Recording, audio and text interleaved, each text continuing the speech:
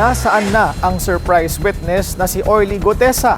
Direktang hinamon ni Manong Chavit Singson si former Speaker Martin Romualdez na ilabas ang testigo sa flood control scandal na ilang buwan na raw niyang itinatago.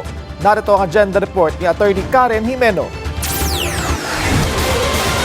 Tinatago umano ni former House Speaker Martin Romualdez si Orly Gutesa, ang surprise Senate witness na ilang buwan na ring hindi nagpapakita. Kung hindi tinago, bakit hindi nilalabas? Dahil ang plano nila, pagkasuhan si Martin Romualdez, siyang testigo, sabi niya hindi totoo.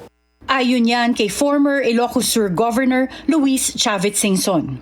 Uno nang sinabi ni Gutesa sa Blue Ribbon Committee na nagpadala siya ng male-maletang pera sa bahay ni Romualdez at resigned ako Bicol Party List Representative Zaldico. Itinanggi ito ng dating House Speaker, pero pinatotohanan ni Ko. Sa At the Forefront ng Bilyonaryo News Channel, nagpapasalamat naman si Manong Chavit kay Senador Amy Marcos.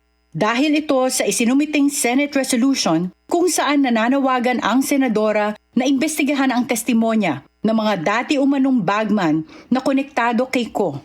Ang sinasabi, yung dalawang marine dishonorably discharged, dapat imbestigahan nila yon para malinis ang pangalan ng presidente, hindi sinasagot lang. It's a serious accusation. So, dapat gawin ang Malacanang, imbestigahan. Nilinaw rin ni Singson na hindi niya kilala si Attorney Levy Baligod sa kabila ng usap-usapang abogado niya dati ito. Si Baligod ang kasama ng mga umano'y dating bagman na nagsabing nakipagtransaksyon daw si dating Senador Antonio Trillanes ng $2 million sa mga kinatawan ng ICC, bagay na mariing itinanggi ni Trillanes. Sa ngayon, patuloy na kumakalampag si Manong Chavit sa gobyerno na panagutin ang mga sangkot sa flood control scandal. Pinag-iisipan din ni Singson na tumakbo muli bilang senador sa 2028 elections. Pero this time talaga iniisip ko, di ako sigurado. Pero itong nangyayari sa Senado ngayon, gusto ko para matutukan ko ng gusto ang nangyayari sa Senado.